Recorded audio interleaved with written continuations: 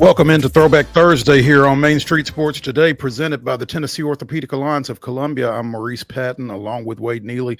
We are coming to you from the Lee Company studios of our respective homes, and we will be here for the next couple of hours talking sports of local, regional, and national impact. So stick around. Going to be a lot of fun as we edge closer to the first weekend of high school football, the first official weekend of high school football.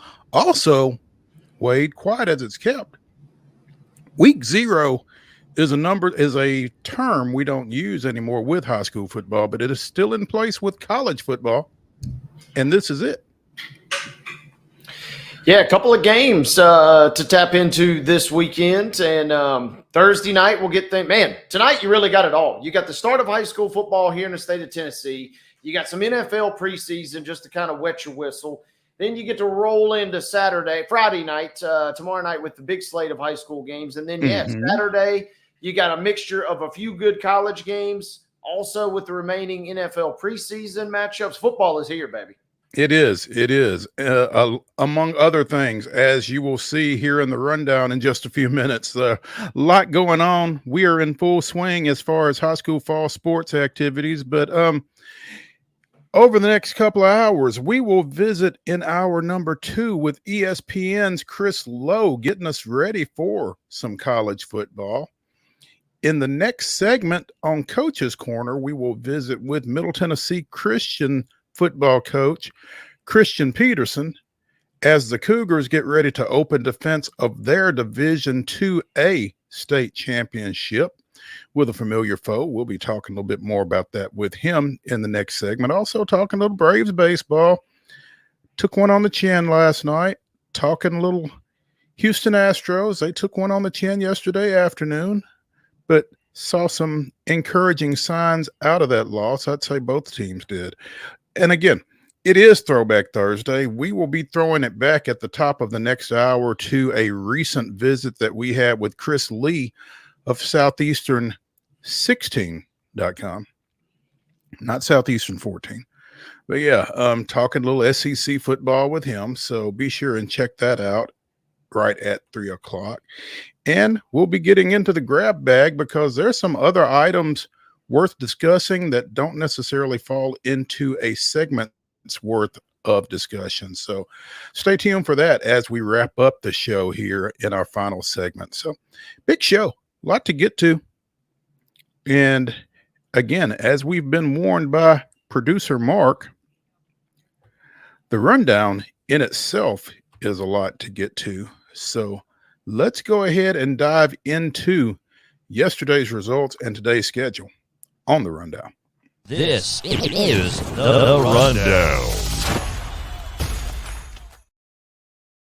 Buckle up, boys and girls. Away we go here with the Thursday rundown. Last night's results begin with women's soccer, and it was Harpeth Hall defeating Beach 2-0. Volleyball matchups yesterday. It was Gallatin 3, Friendship Christian 0. Riverdale picked up a 3-2 win, 5-set thriller between Riverdale and Providence Christian. Loretto sweeping Spring Hill, as it were. 3-0 was your final score there. MLB scores from yesterday. It was the Red Sox defeating the Astros 4-1. It was the Phillies on top of the Braves 3-2. Jacksonville goes into Nashville, picks up a 5-0 win. So tough go around all around, every which way for our baseball squads yesterday. WNBA scores from last night. 2 games on the schedule. It was Atlanta with a nice win, 72-63 over the Mercury. And then it was the Lynx on top of the Aces. High-scoring affair, 98-87 as Minnesota defeats Las Vegas last night to cap our scoreboard. Yeah, we'll be coming back to that Dream Mercury game later in the show. So stick around. There was a little milestone pass there. High school football tonight. Lipscomb Academy hosting First Academy out of Florida. That's a 7 o'clock tip. Also at Middle Tennessee State's Floyd Stadium, excuse me. It'll be Eagleville and Providence Christian. Again, that's a 7 o'clock kickoff as well. Also at 7 in Murfreesboro, Shelbyville travels to Siegel. And in the Main Street Preps Thursday night football game of the week, you can hear it on MainStreetMediaRadio.com. Portland and White House in a tilt of a couple of north of Nashville rivals there. So be sure and check that out on Main Street Media. Main Street Media Radio.com as the Main Street Preps Thursday night football game of the week. High school soccer this evening, 4:30. Webb School of Bell Buckle travels to Battleground Academy. At 5, Antioch is at Davidson Academy. Also at 5 o'clock, Middle Tennessee Christian goes to Ezel Harding. Gallatin is at Independence. Franklin Road Academy goes to Providence Christian. St. Cecilia Academy hosts Friendship Christian. At 6 o'clock, Loretto goes to the new Battle Creek. Also at 6 o'clock, Clarksville Northeast hosting Overton. Columbia Central hosting Blackman.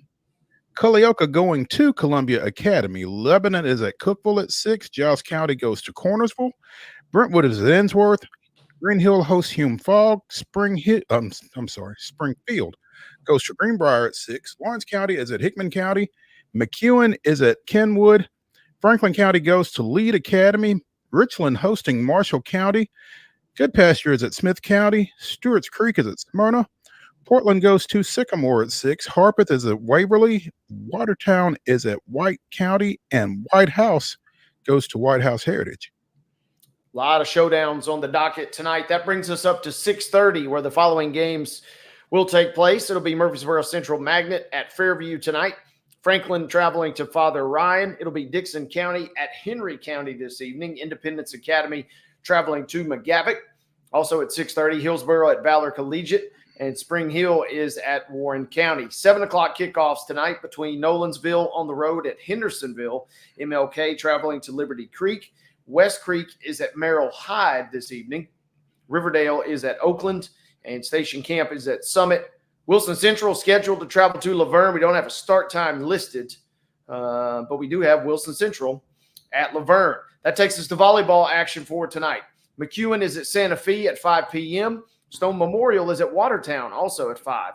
At 5:45 now, trio of games. Grace Christian Franklin at Columbia Academy. Providence Christian at Franklin Road Academy.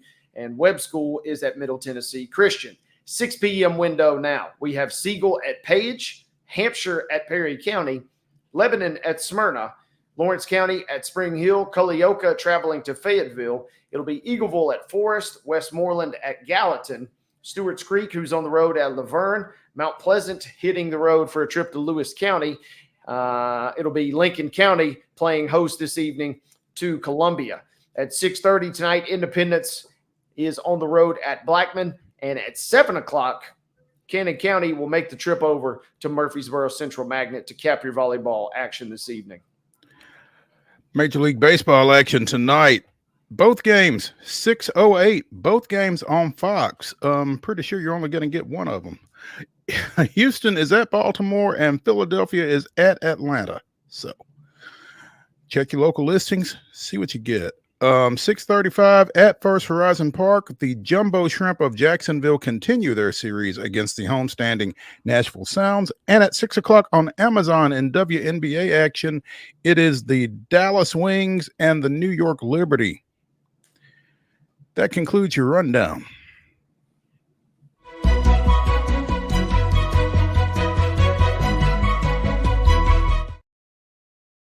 Your top story is brought to you, as always, by Piggly Wiggly in Neely's Mill in Columbia. Be sure and check out their delicious daily deli lunch items as well, which are available until 6 o'clock. So lunch, early dinner even. Also, their hand-cut meats and everything is cost plus 10% at the cash register. Piggly Wiggly, Neely's Mill, Columbia, bringing you our top story. And the National Women's Soccer League making news with their new collective bargaining agreement that will take effect next year, I guess. The NWSL is getting rid of the draft. They will be the largest United States-based league to do so when they do so. But it kind of brings them in line with the rest of the world. Drafts and trades are far less common worldwide than they are in North American leagues, according to this article on frontofficesports.com. So the NWSL will be getting rid of the entry draft and the expansion draft as well. So you enter the league out of amateur status as a free agent. I mean, everything about this is true. It is true in the sense that this is a complete shakeup from everything that we kind of know in North American sports. On the other hand, it is true that this is the way that virtually every other soccer league in the world operates. And so I'm not real sure. I don't really know where we land on this. I can't tell if this is a good move, or I can't tell if this is, a horrible move, because on one hand, you're aligning yourself with the rest of the world, and women's soccer is coming along at a very rapid pace, not just in the United States, but a lot of the leagues over in Europe are of far greater stature than they have been just even a decade ago. So I don't know. I'm kind of let's wait and see on this. Mm-hmm. Where I kind of land on this, because I could see this being a complete and abject kind of failure in that sense. The main question is, by not having the draft, is that enough of a catalyst for the bottom feeding franchises to go out? You can't tank anymore, so you just got to kind of bring your franchise up by the bootstraps, as it were. Right. I'm curious, do the Chicago Bears, tank for Caleb had a nice ring to it. Do upgrades around all the facilities and have a better managerial staff and have a better ownership group for Caleb. That doesn't quite have the same ring to it as tank for Caleb does here in the United States. Yeah, and it doesn't. It puts more of a premium on you being able to identify talent as well. Figuring out who can actually play and who can't, and acting accordingly. But it's a paradigm shift for sure for folks in this part of the world who aren't used to that. So I mean, is everything going to be a bidding war? I don't know how the numbers from a salary standpoint stack up in the NWSL to allow for that. The current minimum salary is $35,000 a year, and the average is $56,000. Salary caps are at $2.75 million to pay 22 to 26 players. The new CBA, which begins January 1st, will start at $3.3 million and growing to 3.4, 3.5, 4.4, 4.7, 4.9, and 5.1 million in 2030. So, salaries are going to go up, but at the same time, it kind of inhibits out and out bidding wars, because you've got to get your entire roster under that cap. So how you construct a roster is going to be fascinating to watch. For sure. And it will never happen in a million years, but man, I would love to see this move. Also, I wish the NWSL would come out and go ahead and just announce relegation as well, just to see how it would play out. Like I said, it'll never happen in the United States in a million years, but I would love to see it, because then we could truly kind of bring a European style or global style version of the game to the United States. And this is going to be fascinating to watch, because just because you finish last doesn't mean you're all of a sudden beholden. The NBA is, kind of a unique buffer with the lottery. So there's not just flat out and out tanking. Right. You at least got to pretend to tank a little better. And even then, you're not guaranteed to get the number one pick. So this will be fascinating to see what this does with the level of competition in this league. Wade, does this kind of open you up for some worst to first type movement that maybe you don't necessarily see with other sports? I mean, it's interesting, right? Because even in like the leagues, I'm mainly familiar with the British Premier League or English Premier League, but they don't have these meteoric rises kind of like that you're talking about. But for sure, you could see a team that was 2 or 3 games away from being relegated to now the next year. They sign a few key players, we're usually referring to veterans, but sometimes younger players. Usually you sign some of those players, and you can make a pretty good leap. And so like you made a great point earlier when you said it comes down to evaluating the talent, because if your talent evaluator is not very great at their job and you go out and spend a big contract on someone that does not produce, man, you've really set yourself behind a real 8-ball, so to speak, in that regard. Mm-hmm. I mean, I'm going to be brutally honest with you. I'm not a huge women's soccer fan, but this is still something that bears watching, I think, just for the dynamic that it addresses and changes. I mean, no draft. What?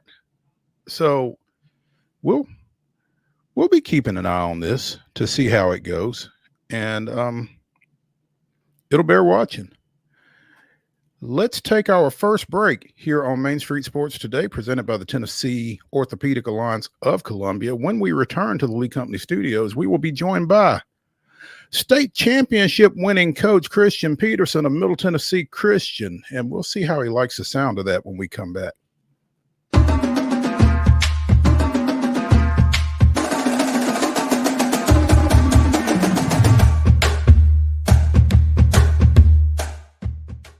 Whether you're an athlete or a weekend warrior, when it comes to your performance, don't settle for anything less than excellence.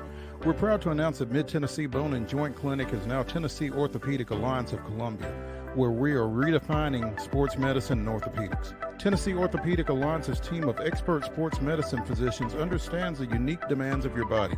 TOA Columbia specializes in personalized orthopedic care, offering state-of-the-art treatments for everything from sports injuries to joint replacements. Learn more at toacolumbia.com. He shoots, and he scores!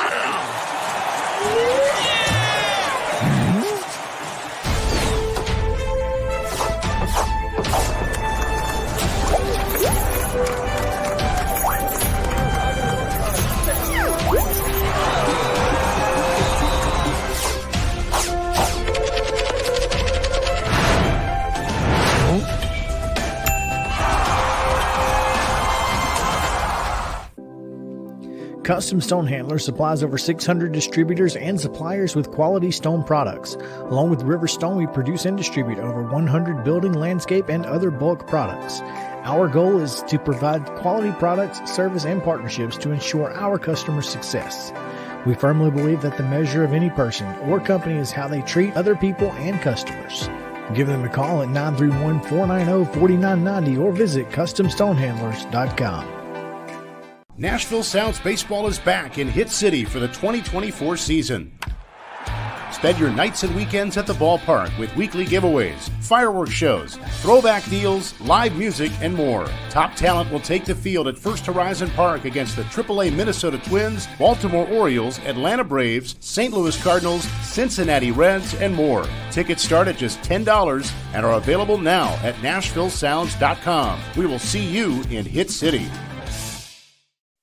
With Lee Company technology, the best handymen are hands-off. Lee Company techs have been using visual findings and other smart technology tools for years to add transparency and virtually take customers along. You see what we see, whether we're in a crawl space or on a roof. With Lee Company, technology helps us help you, no matter what's happening in the world or at your house. We thrive under the lights. A city of performers. Putting on one heck of a show. Headlining night after night. Welcome to Smashville.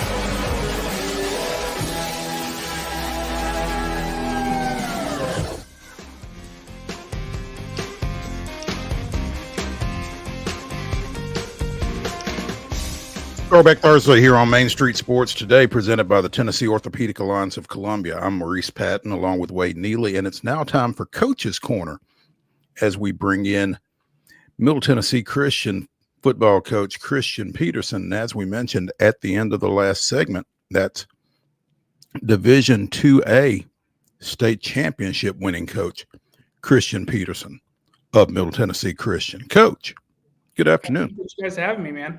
Thank you for joining us, man. What does that moniker sound like, and how does that impact your team? You know, carrying that bullseye around as you head into this season, defending state champs? I mean, first off, it's fun. Like, don't get me wrong. Like, it's exciting to hear. It's definitely one of those things when you set out in coaching. It's kind of one of those dream goals that you have that you're not really sure if you're ever going to be able to do it. So to be able to win state was definitely a huge accomplishment for the team, for the players, for the whole school. It was definitely a fun time. As we kind of shift gears now into 24, we talk about it and go, maybe we won it last year, but like that's not us this year, right? Like we're a whole new team. Like we can't worry about defending a title or being state champs, and we're not that right now. Right now we're 0-0. If we're worried about being state champs, in August, we're going to miss a whole lot of steps it takes in order to host that gold ball up. Yeah. Go ahead, Wade. I was going to say, as you, Coach Peterson, as you evaluate your team and as you kind of embrace this new squad, what jumps out to you? What do you like, or what maybe do you feel like, hey, we need to work on if we're going to get back to that level we reached last year? Yeah. I mean, so I think one of the biggest things is we're a lot younger this year. Last year we were pretty blessed. We had a senior heavy team, a bunch of seniors that played both ways. That a lot of them have been starters for 3 years, and so you just had a lot of experience, a lot of starts, a lot of if there was an issue, if we needed to change something, if we needed to tweak a call, they would just do it. And when they came to the sidelines, be like, "Hey, coach, we're doing this. Like, does it like?" Because I had this guy and he had this guy, but they're kind of looping. So we just went ahead and changed it. Like, perfect. Cool. I'm good with it. We're back to kind of like when they were younger, right? When we had to work through that of, coach, they're looping. What do we do? What do we do? And so like now it's a lot more changes at the sidelines, a lot more communication. Again, we had guys that have played together for a long time. They could just look at each other and know what they wanted to do. They didn't have to necessarily verbalize it. So this year it's been a really big focus on like you have to verbalize what you're doing. Like you're a freshman, you're a sophomore, you haven't played a ton of snaps with the guy next to you. Make sure we're on the same page. And even if it's the wrong call, if we're all doing it, we have a chance for it to work. We just can't all be doing something else. And so that's really kind of been one of our big focuses this year, is just making sure we're all doing the same thing at the same time. Coach, they say that the best teams are player-led, and that sounds like a prime example of that. And the fact that you had all that going on last year and you were able to capitalize on it, because a lot of teams have a lot of experience and a lot of teams have that cohesiveness, but not everybody is able to see it all the way through to the goal that you want to reach. And so to be able to cash in on all that has to feel really special. Absolutely. I think it comes down again to the attitude of our team last year. They wanted to win state. That was their goal. They said that. I got hired, and the very next day our offensive lineman who's now at Tennessee literally stops me in the hallway and goes, "Coach, anything other than a state title is a failure. We are good enough to do it. We need to go do it." And I was like, awesome. Been on the job 24 hours, anything less than a championship. Let's do this thing. But they also understood that, like, while that is the main goal, like each week we're 0-0. We got to go win this week. We've got to prepare. We've got to get better this week, and we've got to win this one. And then regardless of what happens, win or loss, we got to go get better the next week, and we got to keep winning. Because if we peak in week 1, then we're not going to win the state title. And so I think just that mentality of we have to get better each and every week, regardless of what the outcome is, regardless of what people are saying about us on the outside. It was hyper focused on this Friday. This is the only Friday that matters. And I think that was a big reason why we were able to be so successful. Christian Peterson, football coach at Middle Tennessee Christian, joining us here on Coach's Corner on Main Street Sports today. And Coach, as you again transition from that really, really experienced roster from last year to this relatively young team this time around, with the weight of defending state champions, and obviously you try to lessen that to the extent possible. That's not us, like you said, but expectations, I would imagine, are at a different level for a program once it achieves what you all achieved last year. Oh, I definitely agree with that, right? And again, as a coach, you want to be at a place that has expectations, right? If the place doesn't have expectations, if the school doesn't have expectations, if the program doesn't have expectations, then you're never going to have that opportunity to build the program that has a chance to win more than one, right? I think expectations, they can crush you or they can help you. And I think, again, it's just really, we talk about it all the time, like make sure we're using the expectations as a positive. Don't feel it as this weight that you have to bear and that is this burden on you, right? Understand that the groundwork has been set. Watch what they did. I think that's one of the benefits of our young guys is they got to watch the older guys and exactly how they do it. And so maybe they don't do it perfect, right? Maybe they're not Jesse Perry week one, okay? But it's understanding that regardless of what happens tomorrow in week one, that's not who we're going to be at the end of the season, right? Like we just need to, if we win or we lose, the season doesn't end after tomorrow. And so it's being able to watch an older group do that, I think helps the younger group understand that week one isn't going to determine our season, right? And, like our first year here when I was OC, we started off 0-3. And again, we had some seniors that understood that they got the vision early, they understood it, and we ended up ripping off 8 straight. We went to the semifinals, and that was really kind of the groundwork that kind of laid the foundation for kind of who we are now. Is they never panicked, and they just kept getting better, and they just kept getting better. And we started winning football games, and it's kind of the same deal here. Like regardless of what happens, right? Obviously, you never want to start 0-3. Like that's never it's never the goal. But like you understand that like losing a game isn't the end of the world. Like we lost to South Pitt last year, and there was no panic. It wasn't all of a sudden the invincibility cloak was gone, and oh no, we're human. Like now what? It was just we came back in on Monday and go, Coach, we missed a couple plays, but let's go in and let's go work on it. And again, I think our young guys got to see that last year and see that there was never any panic about anything that was going on. And it's really kind of what we're preaching to them now. And again, you've already seen it, guys. Like you've seen that it works. Just trust the process over results. The results will happen. But if you're results driven, you're going to ride a roller coaster throughout your high school career. If you're process driven, you can keep building and then good things can happen.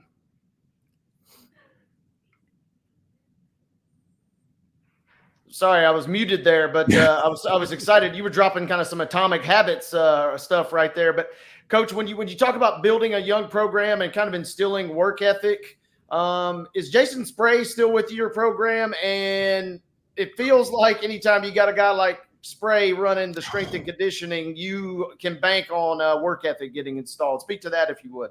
Yeah, absolutely. Yeah, that's still our weightlifting coach. Does a fantastic job. Coming from Florida where we kind of ran it as coaches to come in here and you have a guy like Jason Spray, I tell him all the time, like, look, man, you just tell me what you need from me and I'm going to stay out of your way. Like you know way more about this than I do. Like you're way smarter than I am.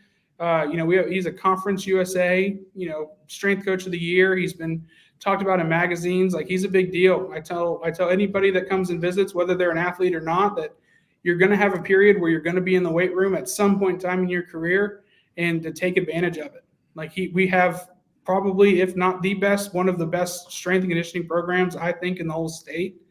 And it's a huge benefit for us. Yeah, that's a massive boom for you guys. I covered Jason Spray when he was a fullback at Middle Tennessee State. Please don't speak so nicely about him because he will get the big head. He will get the big head. No, seriously, Jason does a great job. He's done a great job everywhere he's been, and I can imagine the weight the weight off your shoulders that it is to have him in your program. As you talk about your team heading into this season, Coach, and you got a heck of a ball game tomorrow night to get things started, but you talk about not wanting to be pressured by last year's outcomes. But who is this year's Eli Wilson for you? So I don't know that we have an Eli Wilson, right? Eli Wilson's a special football player. He could do it all, play running back. We put him in the Q spot. We put him at receiver. We're going to move some guys around that play similar spots of Eli. But like we told them was like, look, your running style isn't the same, right? Like some of our guys are A to B runners.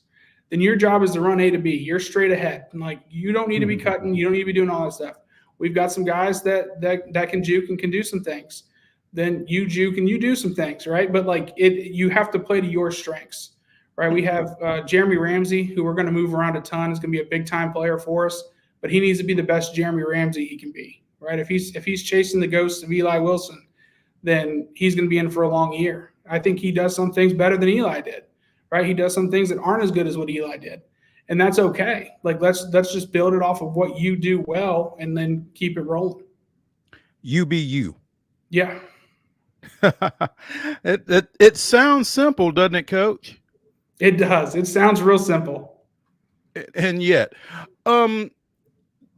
again, you got a whale of a game tomorrow night. Columbia Academy coming to your place, and as Nostradamus wrote in his article on Main Street Murray this week, if that wasn't a rivalry before last year, it certainly is now. 33-31 in triple overtime to open the season last year. 35-27 in the state semifinals. Both of them went your way. You and your team are going to be ready because you know they're going to be ready tomorrow night, right? Absolutely. Yeah, they're a really good football team. Seth does a great job over there, really kind of changing who they were to who they are now. They're big, they're physical, they're fast. Kind of joked with some people. I was like, yeah, thanks, Tackett, for leaving CA on my schedule week 1. And but no, it's going to be a good test, right? It's a good measuring bar for kind of just where we are at in week 1. But again, like I told him, like we played him triple overtime first week last year, but you had to play him again, and you started 0-0 all over again. And so then it was a battle of, well, who's gotten better over the season? And you saw it was another close game. So really, I think both teams really kind of improved about the same. And so you kind of look at week 1 and go, this is a good measuring stick for where we are week 1, but our goal is still to be at the end of the year being able to play with whoever. So if you beat him week 1, chances are you're going to see him again. If you lose to him week 1, work a little bit more, keep getting better, and have that opportunity to go get another shot at him later on in the year. Christian Peterson, football coach at Middle Tennessee Christian, joining us here on Main Street Sports today. Following that Columbia Academy game, you've got Masters Academy of Florida coming up here. You've got a total of 5 non-region games before you get started in region play against state finalist Friendship Christian in a rematch of, obviously last year's game. Just what do you think about that pre-region schedule and how it gets you ready for, the games that really matter? Yeah, I think it's great. We have a lot of different offenses and defenses we're going to face. We're going to face a lot of different teams that do a lot of different things, which is really kind of our goal in non-region games. We want to make sure that, we're going to face Columbia Academy, who's going to press the ball downfield and run the ball really well. We're going to play Masters, who's more of almost like that spread West Coast mix. They're going to, a lot of stick routes, a lot of, quick passing game, a lot of get the ball out fast. They've got a big arm quarterback who's going to be the real deal. We play Grace Christian, who's done a lot of Q run stuff over the last couple of years. So when we look at it and try and find teams that all do something a little different. Maybe their strengths are a little bit different here and there. And that way we can say confidently as we get into region play, okay, we're playing a team, that likes to run the football, and they do it this way. All right, well, that kind of matches up to somebody we've already played. What worked? What didn't work? What do we need to tweak? Are they an odd front? Are they an even front? How did they kind of line up to us? How did that odd front team line up to us? Because we're weird on offense. So, we don't get to just turn on the film and go, oh, they're 3-4. They want to run match quarters. Like, they're not going to do that to us, right? They're going to move some guys around. And so you kind of just have to take for, well, what did those coaches try and take away from us? What did they do? They had a really good defensive lineman. We're going to face a really good defensive lineman this week. What did we have to do differently? And so, again, we try and spread it out as much as we can and get as many different looks as we can. That way when we get into region, we're ready to go. So there's kind of a method to your madness as you make that schedule then. Yeah, absolutely. You don't want to go out and find 5 teams that you're just way better than and like, oh, we're going to kill these guys. They're all exactly the same. They run single back. And then you get into region play and you find somebody who's either better than you or the same as you, and they're 4 wide and they're slinging the ball around. If you haven't seen that all year, your kids are going to struggle. So we definitely try and go out and find as many different things as we can do, and that way we get as many looks as we can before we get in the region. You know, Coach, obviously you guys are in Murfreesboro. Obviously there's a lot of good large school football over there, from Oakland to Blackman to Riverdale. You know, how hard has it been building this program up and getting it to the level that it is in Division 2A with some of the shadows that are cast by some of those bigger schools and those bigger programs over there? Honestly, I think it helps us, right? Like Murfreesboro is known for football, right? Like if you're going to play football in Murfreesboro, like it's not okay to just be okay, right? Like the standard is state championships. Riverdale's won them, Blackman's won them, Oakland's winning them every year, it seems like, right? So like you've got all those programs that all have state titles. And so kids in this area grow up, and it's not an unrealistic goal of, it doesn't matter what school I go to, like I want to be able to go and compete for a gold ball. And so it's the same thing for our kids is, you know, they were able to sit back and kind of watch everyone else do it. And I think it made them hungry to want to go do it themselves. And so now it's about trying to make it to where we didn't just have a great team, we had a great program, right? Like those other ones are proven. They've won multiple. They have great programs. Right now, you know, depending on what happens over the next 5, 10, 20 years, right, it's either going to look back and go, man, that MTCS team was great, or man, this MTCS program is really good. Coach, always the night before the first game of the season, you know, everybody's trying to get as much sleep as they can, but it's really tough. Do you got any, this is kind of off the wall, but you got any superstitions or things that you have to do before, whether it's the first game of the year or just a game in general? What kind of gets you in the mood to get things started? How do you know when you're ready for Friday night? Really when I start making the play script, right? When I start making our play sheet and we know exactly what we want to run and what we've liked, you know, all through fall camp, you know, what's something that we really want to get into, what's something that, you know, we think is going to be really good for us, as we start really kind of putting together that play script, as it really starts to kind of hit you that like, oh, hey, we're going to go play. The lights are going to be on. People are going to be in the seats. And like, this one counts. Like your record's not 0-0 anymore after this one. And so, yeah, I think that's really what kind of lets me know, like, we're in this thing. That's a great question and a great answer. How closely do you stick to that play script, or is that just kind of dictated by how the game goes? So we do it a little different. So like ours is like, we're going to have sections of plays that we really like if they come out in a way that we think they might come out in. And then we have another script for another look that we might really like. Hey, if they come out and they do something like this, it's a little different than what they've done to us in the past, but here's some plays we kind of like for it. But as far as like 10 plays, you know, we're going to run these 10 plays. We don't really do that. A lot of it is kind of dictated by what is our alignment going to be? What is their alignment going to be? You know, are they going to play man? Are they going to play cover 3? All right, well, then now we're going to look at this list of things instead of this list of things. And it's really kind of a menu instead of like a 1 through 10. This is what we're going to do. And when you're putting that together, Coach, are you putting it together with your quarterback? Are you getting his input, or how much of it is, you know, I just want you to run this and shut up, you know? Yeah. So for us, really, we're talking to him throughout the week.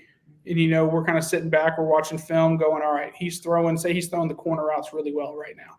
Like, all right, like we want to make sure that we have plays on both scripts, right? In both menus that involve that corner route, because he's throwing it really well, right? Mm-hmm.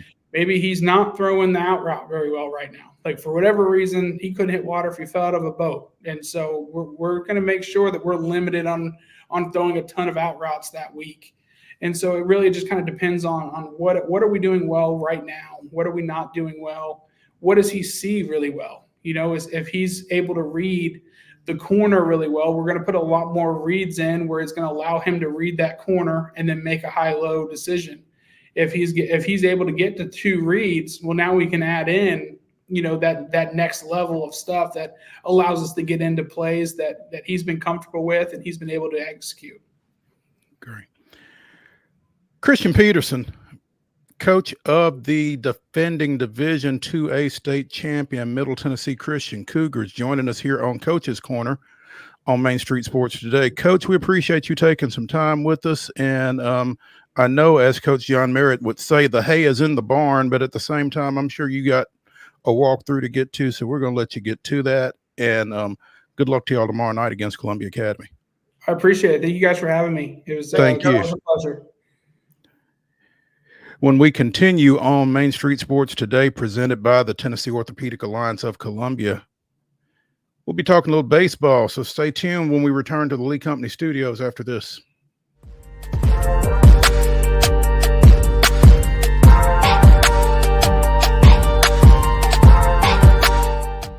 Nashville Sounds Baseball is back in Hit City for the 2024 season.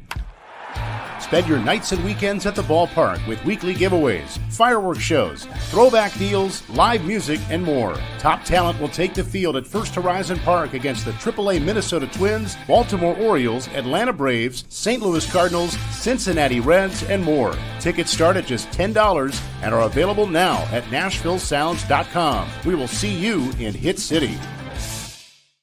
Whether you're an athlete or a weekend warrior, when it comes to your performance, don't settle for anything less than excellence.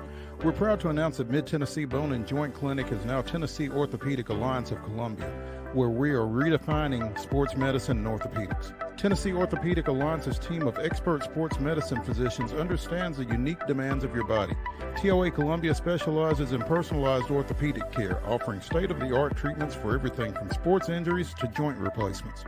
Learn more at toacolumbia.com. With Lee Company technology, the best handymen are hands-off. Lee Company techs have been using visual findings and other smart technology tools for years to add transparency and virtually take customers along. You see what we see, whether we're in a crawl space or on a roof. With Lee Company, technology helps us help you, no matter what's happening in the world or at your house. Jones & Lang Sporting Goods here in Columbia has been outfitting teams, officials, and anybody else from T-ball to college for 50 plus years. Be sure and check them out at 931-388-8060 or online at jonesandlang.com. Jones & Lang Sporting Goods, the look of a winner. Zion Christian Academy, zioneagles.org or 931-388-5731. You can schedule your appointment. Go tour their campus. It is beautiful over there, and you're definitely going to want to see it. Again, it's zioneagles.org. Give them a call, 931-388-5731, and schedule your tour today. Custom Stone Handlers supplies over 600 distributors and suppliers with quality stone products. Along with River Stone, we produce and distribute over 100 building, landscape, and other bulk products. Our goal is to provide quality products, service, and partnerships to ensure our customers' success. We firmly believe that the measure of any person or company is how they treat other people and customers. Give them a call at 931-490-4990 or visit CustomStonehandlers.com. Piggly Wiggly, located in Neely's Mill Shopping Center, is Columbia's locally owned and operated Cost Plus 10 grocery store dedicated to serving the community with low prices and smiling faces. Piggly Wiggly offers fresh, hand-cut meats daily as well as daily hot plate lunches from their deli counter. You're certain to see smiling faces and a helping hand when you're here at Piggly Wiggly. Come by and check out our fresh produce, high-quality meats, and more. Down home, down the street, we'll see you at the Pig.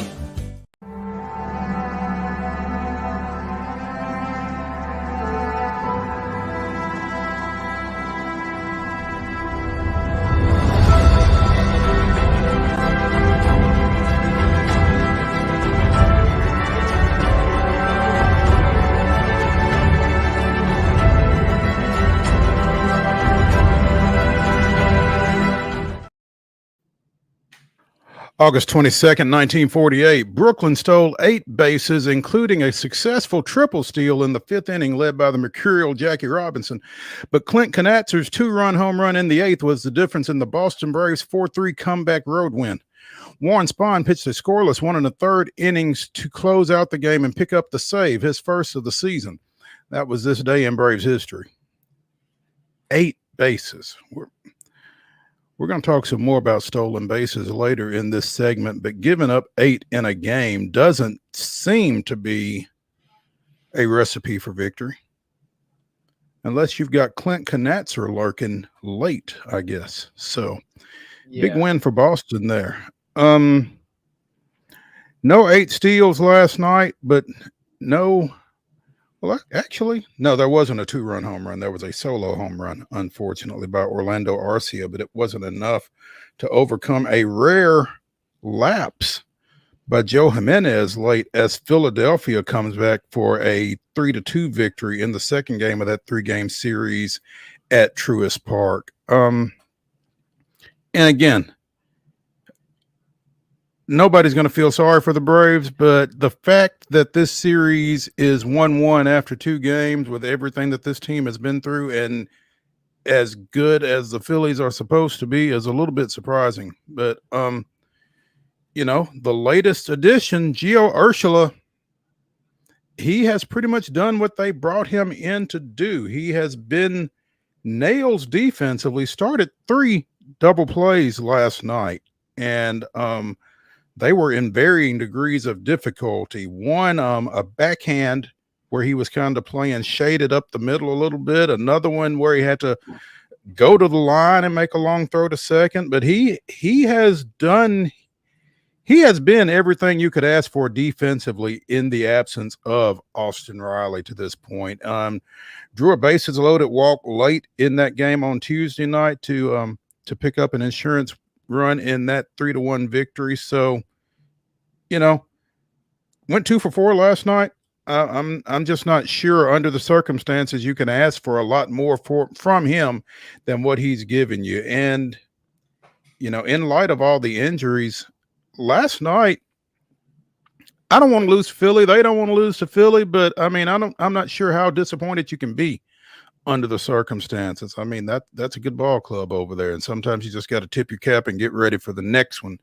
And the next one is tonight at 6:08, not 6:20, with Christopher Sanchez going for the Phillies, 9-8 with a 3.46 ERA. Spencer Schwellenbach, 4-6, 4.04, getting the ball for the Braves as they try to win this series and cut into, again, what is now a 7-game deficit in the NL East, or put some more space between themselves and the folks chasing them, specifically the Mets, who are now a game and a half out of that final wild card spot that the Braves have. So this is a big one tonight.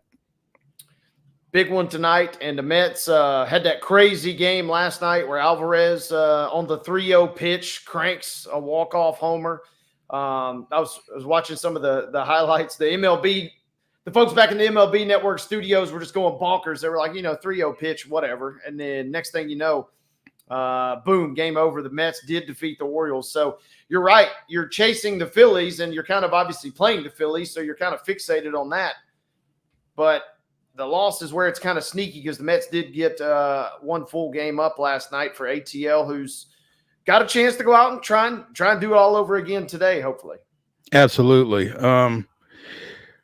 Astros, meanwhile, dropped back-to-back games for the first time in a while. 4-1 loss yesterday afternoon. That one might have been over before we got off the air yesterday. But Alex Bregman hitting in the leadoff spot, but also hitting as a DH.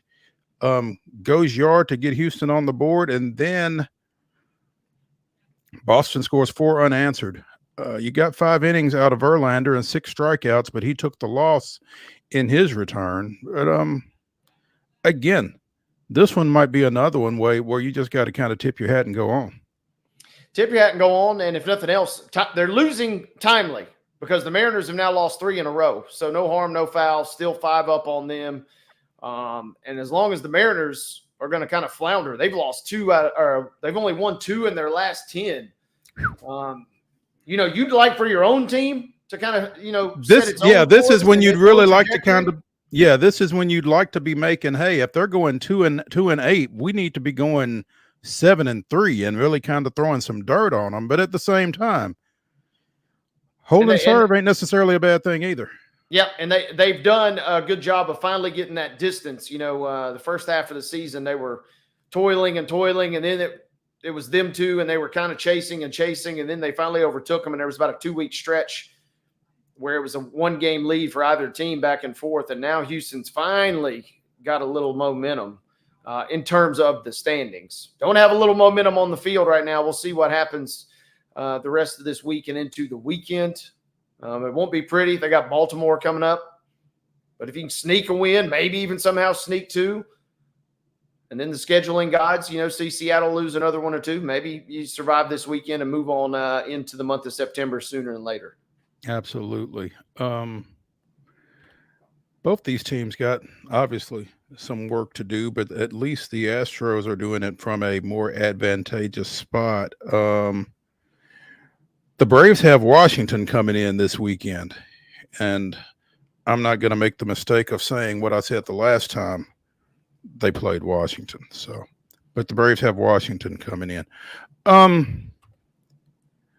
legend hangs them up, not necessarily in Cincinnati,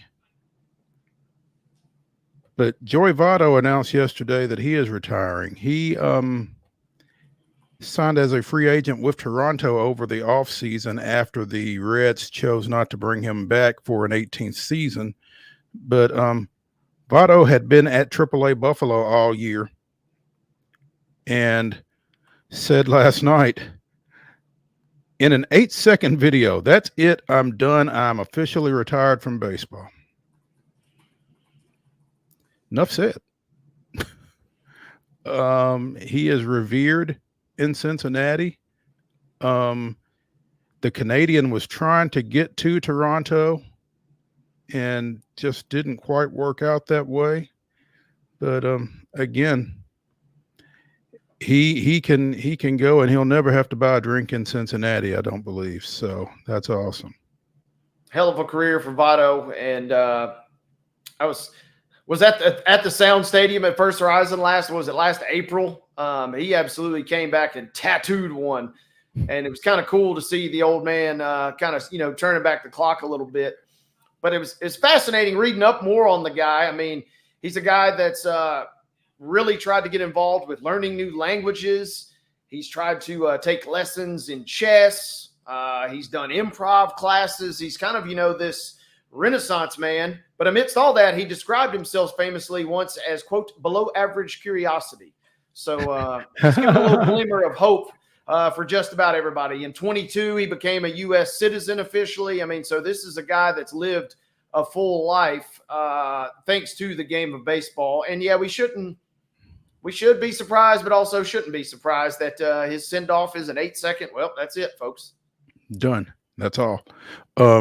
Slowed by an ankle injury for most of this season with Buffalo, hit just 143 in 15 games, and clearly that wasn't going to put him in a position to get back up to Toronto, playing in a ultra competitive AL East. Shuts it down 3 weeks shy of his 41st birthday. From 2007 to 2023, batted .294, 356 homers, 2,056 career games. He was the NL MVP in 2010. Led Major League Baseball in walks on 3 different occasions, and had an on-base percentage of over 400 in 9 different seasons. He is second in Cincinnati history in homers, doubles, and OPS, first in walks, third in runs, fourth in hits, and fifth in games. So he is top 5 in 1, 2, 3, 4, 5, 6, 7 different categories in Cincinnati Reds history. And if you know anything at all about that franchise, that's saying something. He will be missed, man. One of the great sluggers in the NL Central for sure. Yeah, for sure. Yeah. And the tributes are coming from all over the place, including fellow former Red Sean Casey. So, and, obviously when someone like this, someone of this import retires, the discussion of their Hall of Fame worthiness becomes a thing. And it's tough because you don't want to be the guy to say no, but at the same time, as many really good first basemen as there have been in Major League Baseball through Votto's career. Is he a Hall of Famer or is he a Hall of Very Gooder? Becomes a question. And obviously that'll be for somebody else to ultimately answer, but I'm not sure. Yeah, my initial thought would be no, but that's without and obviously I'm not a voter, but I mean that's just my initial just thinking about it right there on the fly. And then, you start to wonder, though, does this play a factor? Very memorable, very likable, and played for the Reds, the entirety of his career pretty much. I mean, does that factor into the equation? And if it does, then it feels like if he's on the fence, that definitely boosts him in my opinion. Yeah. One Cincinnati legend shuts it down. Another continues to build on his legend. Ellie De La Cruz last night became the 5th member of the 20-60 club. 20 home runs, 60 stolen bases since 1900. And as exclusive a club as it is, not so much if you're a Cincinnati Red. Eric Davis did it in 1986. Joe Morgan did it twice, 1973 and 1976, along with Ronald Acuna Jr. last year and Ricky Henderson 3 different times. No shock. But this guy, 3 for 4 with a homer and a steal of third.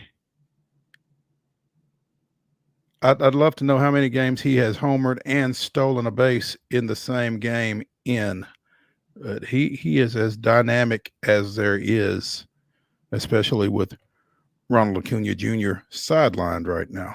But it's he's fun to watch, and he makes Cincinnati a team to keep an eye on for sure, just with the dynamic power speed combo that he brings to the field every night.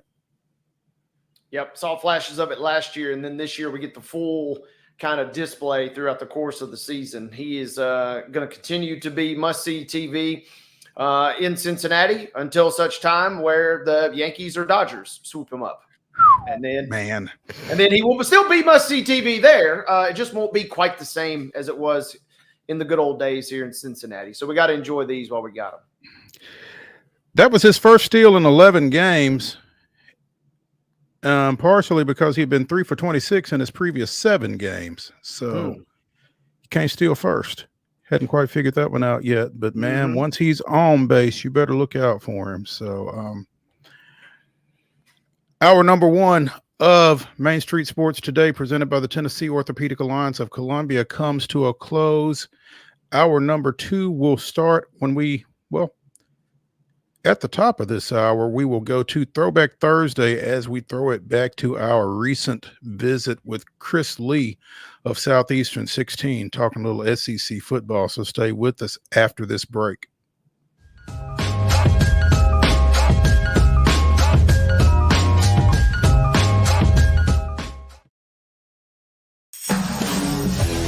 We thrive under the lights.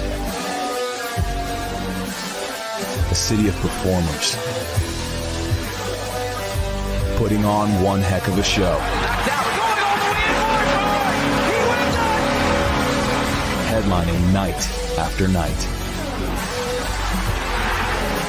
Welcome to Smashville.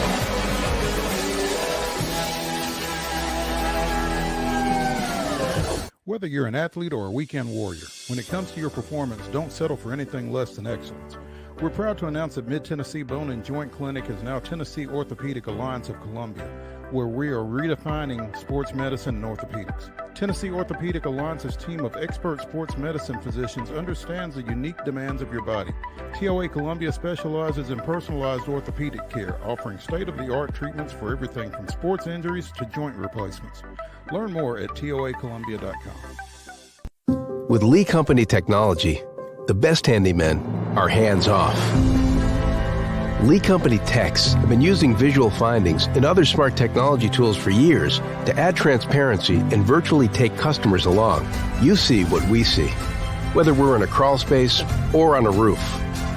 With Lee Company, technology helps us help you, no matter what's happening in the world or at your house.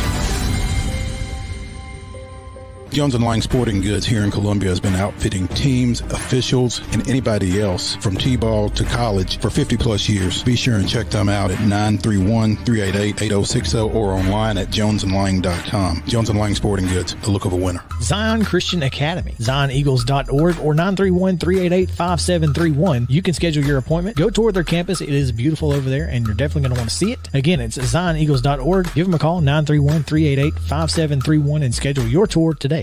Piggly Wiggly, located in Neely's Mill Shopping Center, is Columbia's locally owned and operated Cost Plus 10 grocery store dedicated to serving the community with low prices and smiling faces. Piggly Wiggly offers fresh, hand-cut meats daily, as well as daily hot plate lunches from their deli counter.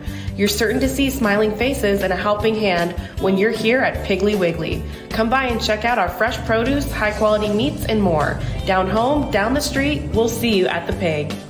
Nashville Sounds Baseball is back in Hit City for the 2024 season.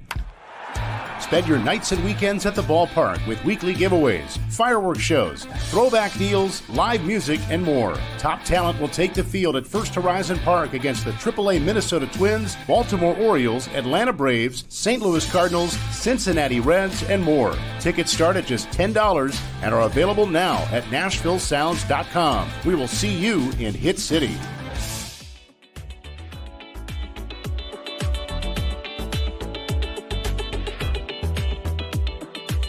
And we are now joined by Chris Lee of Southeastern 16 to talk a little college football because the Associated Press released its preseason top 25 earlier today. And Georgia, Ohio State, Oregon, Texas, and Alabama are your top five. Now, if you've been under a rock for the last 3 years, and that means that there are 3 Southeastern Conference teams and 2 Big Ten teams in the top 5. And geography wouldn't necessarily lead you to believe that, but that's the new world that we're in. And that's why we didn't know if it was Southeastern 14 or Southeastern 16 for Chris. But, Chris, welcome to the show. Always enjoy getting you on. As you peruse through this top 25 and you see 8 Southeastern Conference teams in it, it's not really much of a shock, is it? I think it's 9, and I think they're all in the top 20, aren't they? Let me make sure I got my math right. Georgia, Texas, Alabama, Ole Miss. That's 4. Missouri is 5. LSU is 6. Tennessee is 7. Oklahoma 8, and A&M is 9. I think I missed Oklahoma actually. That's. Well, I think a lot of people do that on habit. Well, I mean, yeah, yeah, no, yeah. Okay, so 9 in the top 25, and as you said, all actually in the top 20. So yeah, I stand corrected, and it probably won't be the last time I get corrected on how many SEC teams there are. So, but when you look at that roster, it's almost to be expected, isn't it?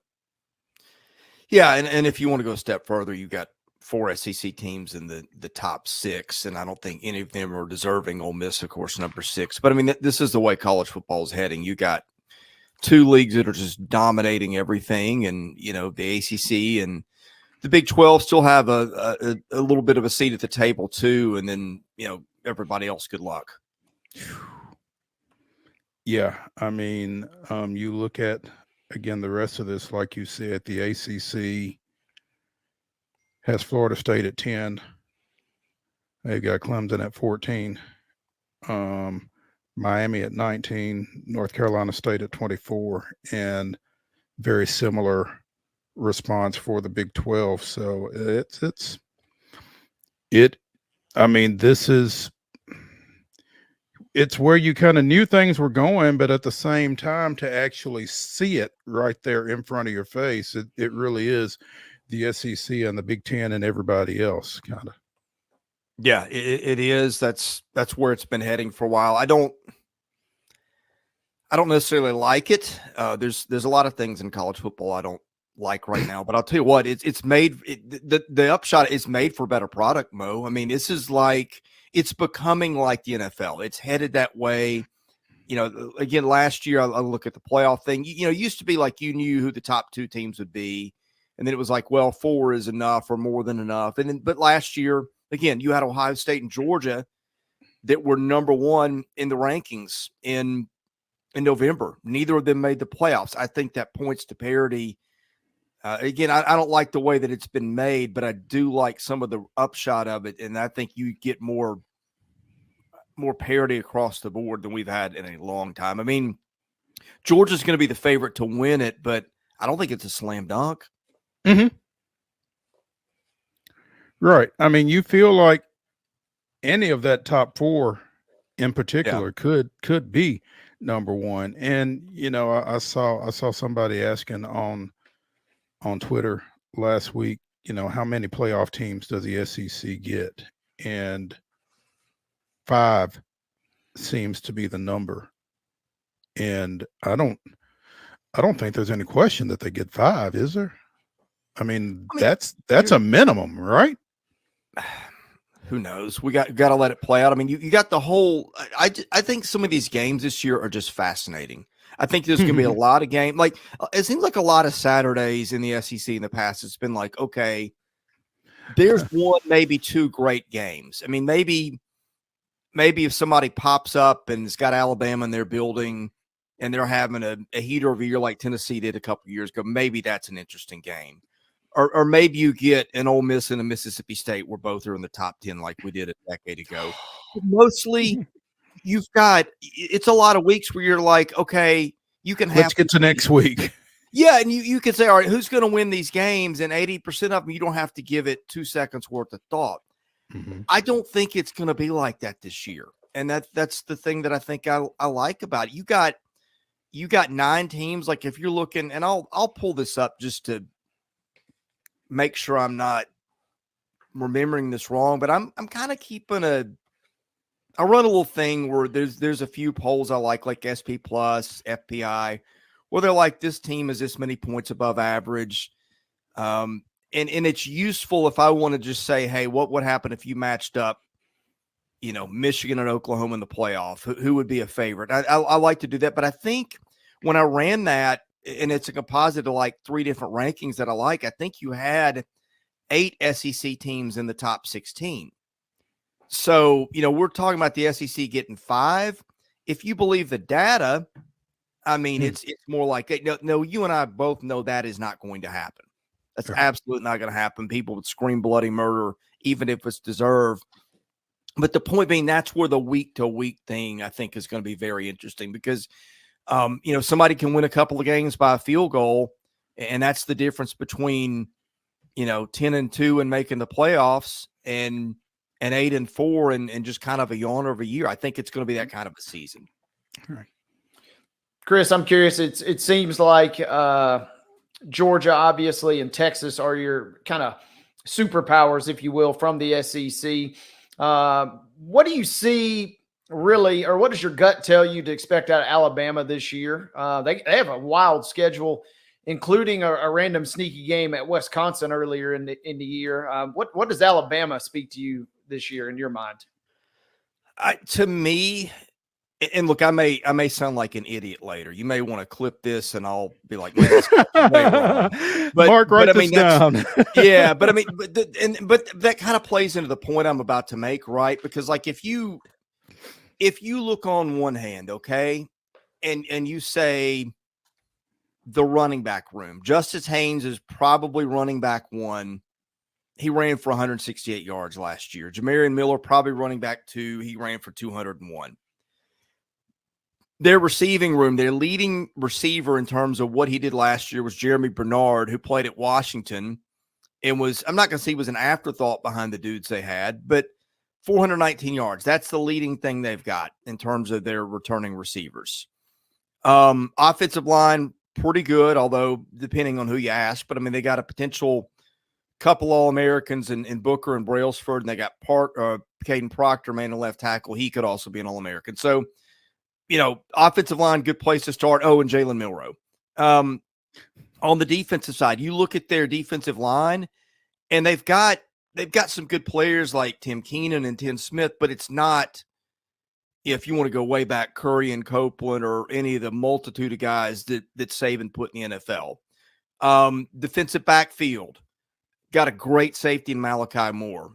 Got a transfer from Michigan, Keon Sabb, who's pretty good. But their corners, they're going to be playing a lot of freshmen maybe.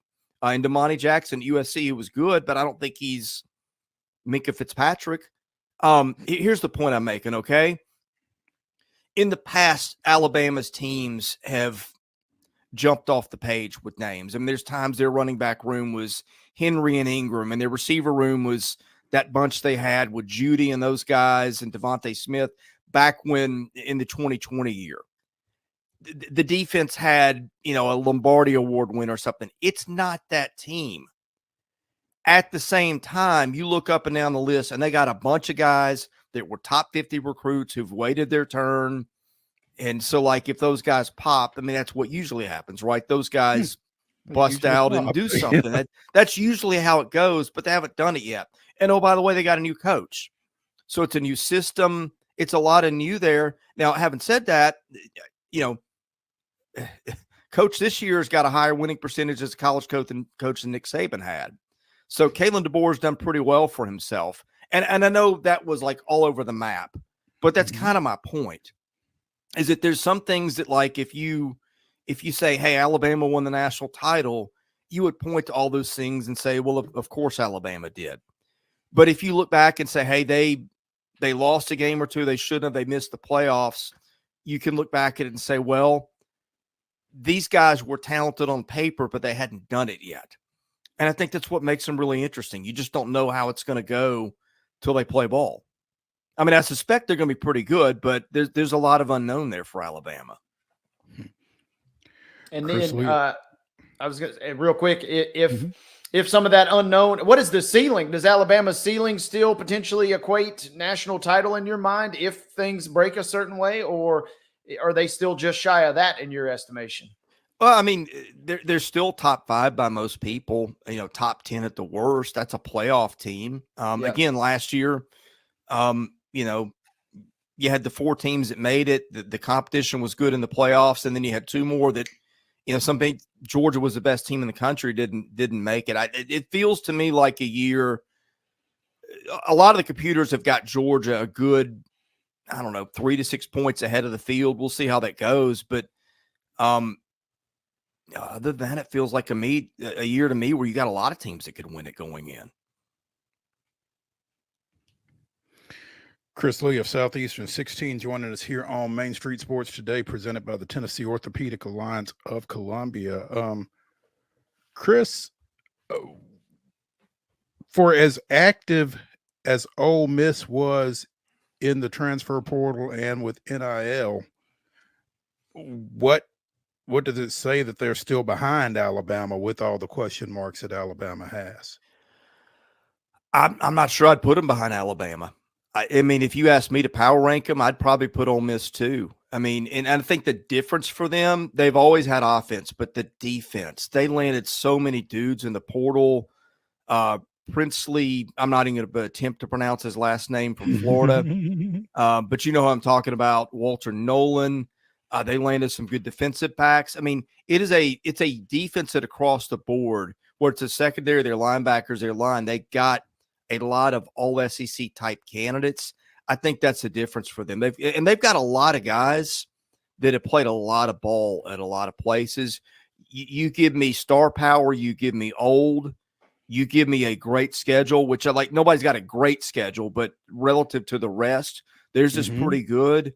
I think they're going to be there in the playoff. It would take them probably getting upset a time or two, but a lot of people are focused on the schedule because that gives them a chance, but I think they're legitimately that good. No Bama, no Texas definitely helps them on the schedule this year.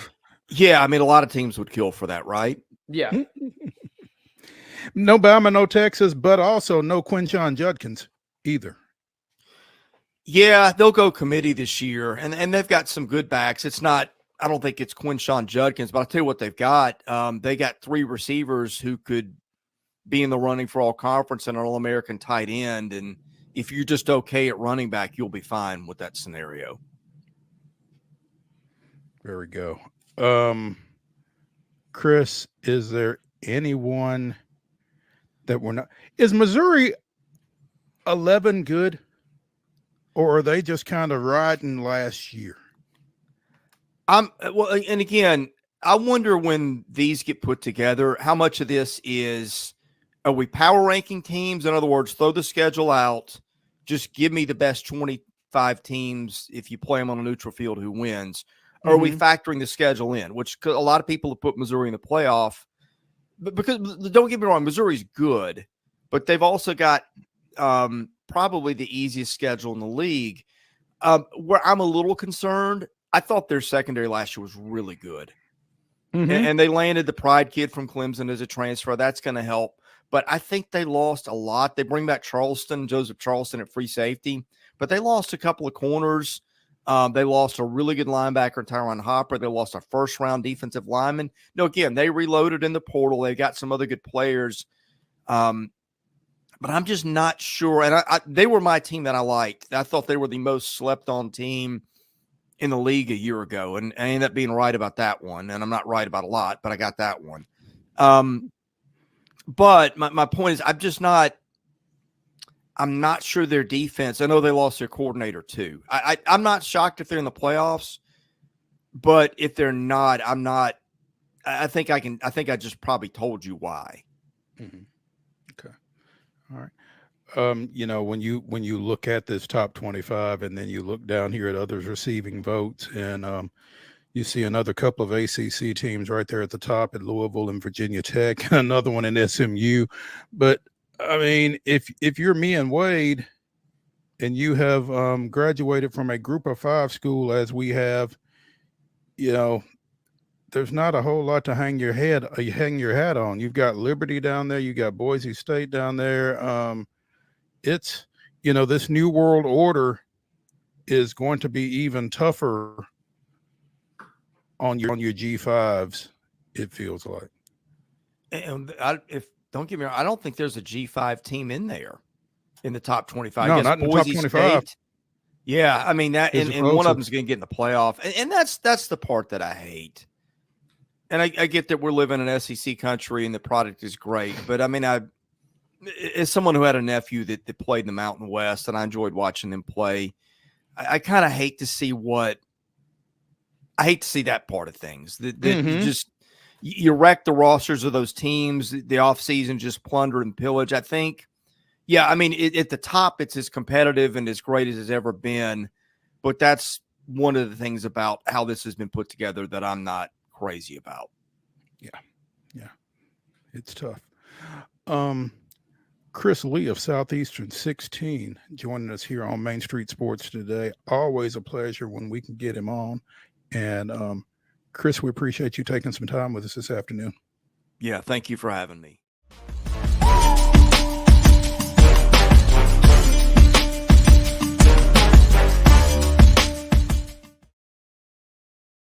Robertson County Chancery Court is hosting an in-person court auction Saturday, September 7th at 10 a.m. Buy up to 9.46 acres of beautiful Robertson County land, selling in 2 tracts. Each tract includes water and approved soil areas. Located at 4637 Boyd Holland Road. Join us Saturday, September 7th at 10 a.m. Sales subject to court approval. For more details, call 615-384-5650 today.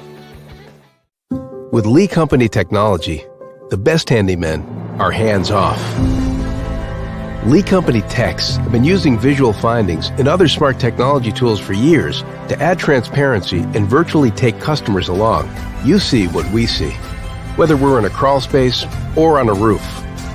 With Lee Company, technology helps us help you, no matter what's happening in the world or at your house. Piggly Wiggly, located in Neely's Mill Shopping Center, is Columbia's locally owned and operated Cost Plus 10 grocery store dedicated to serving the community with low prices and smiling faces. Piggly Wiggly offers fresh, hand-cut meats daily as well as daily hot plate lunches from their deli counter. You're certain to see smiling faces and a helping hand when you're here at Piggly Wiggly. Come by and check out our fresh produce, high-quality meats, and more. Down home, down the street, we'll see you at the Pig. Whether you're an athlete or a weekend warrior, when it comes to your performance, don't settle for anything less than excellence. We're proud to announce that Mid-Tennessee Bone and Joint Clinic is now Tennessee Orthopedic Alliance of Columbia, where we are redefining sports medicine and orthopedics. Tennessee Orthopedic Alliance's team of expert sports medicine physicians understands the unique demands of your body. TOA Columbia specializes in personalized orthopedic care, offering state-of-the-art treatments for everything from sports injuries to joint replacements. Learn more at toacolumbia.com.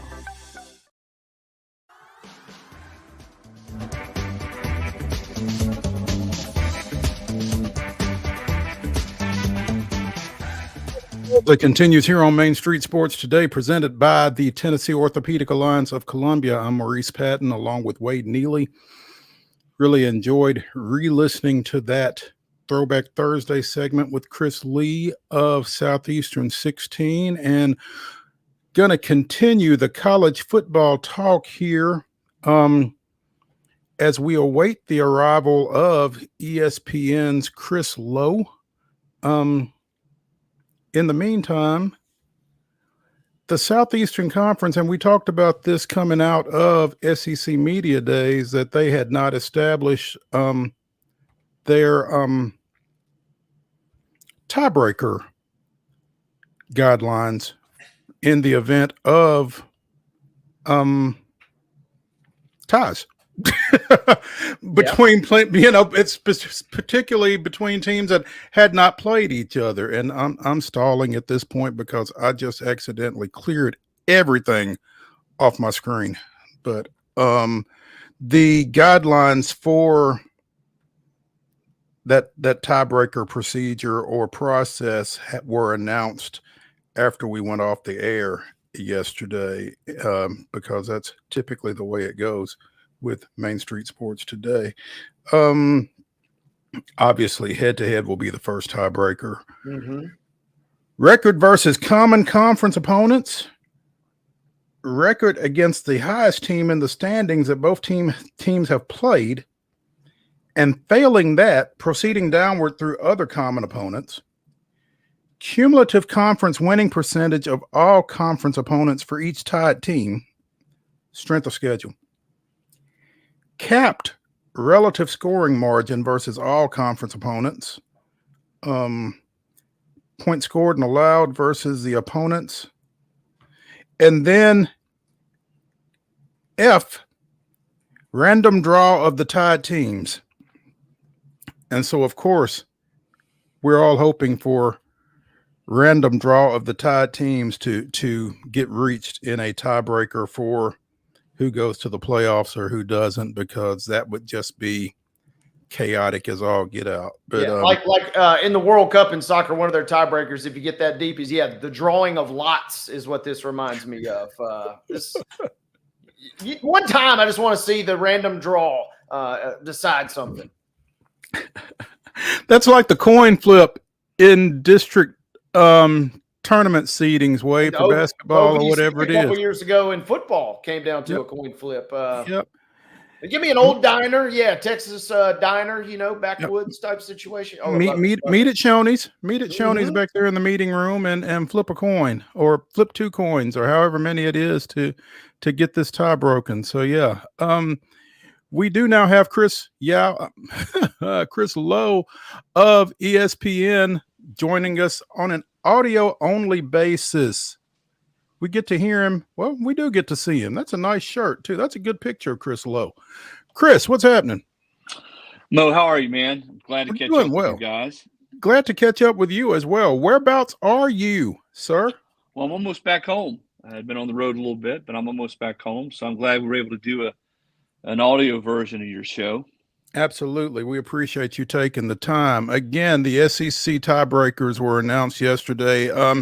Anything come out of that of any surprise or shock?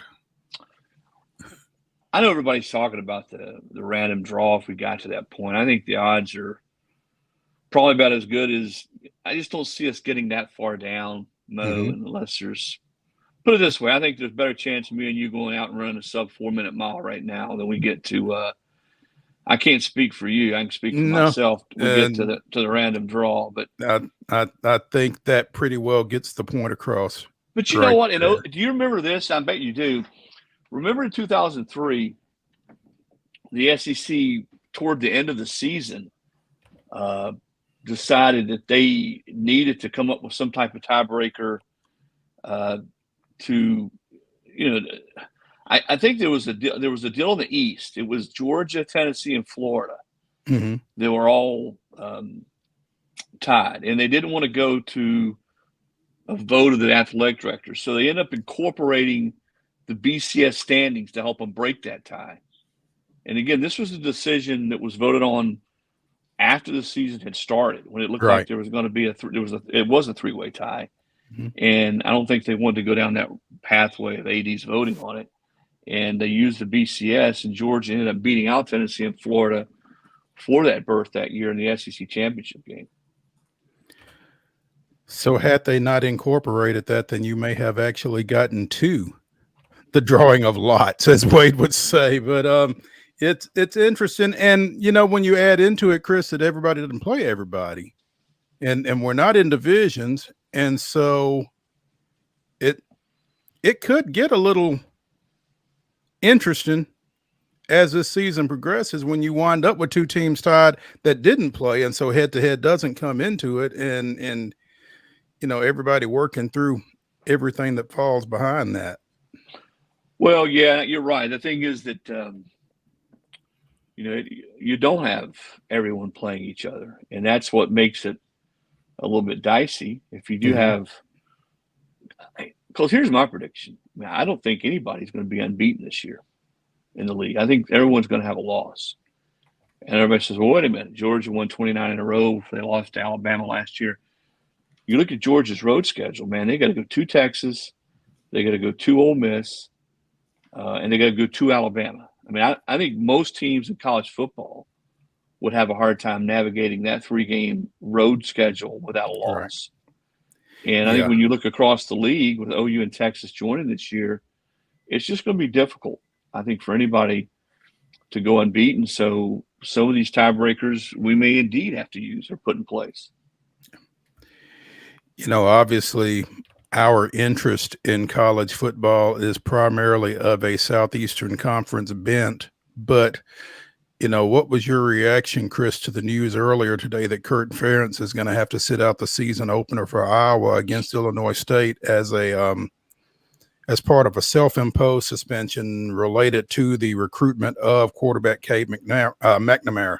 Yeah, well, he's probably one of the last coaches that I would pick or select to be popped for tampering, or I guess that's what it was, in the transfer portal. Now, not that everything Ferentz does is 1,000% by the book, because I'm a believer that nobody goes 1,000% by the book. But let me add this. I'm glad you asked that question.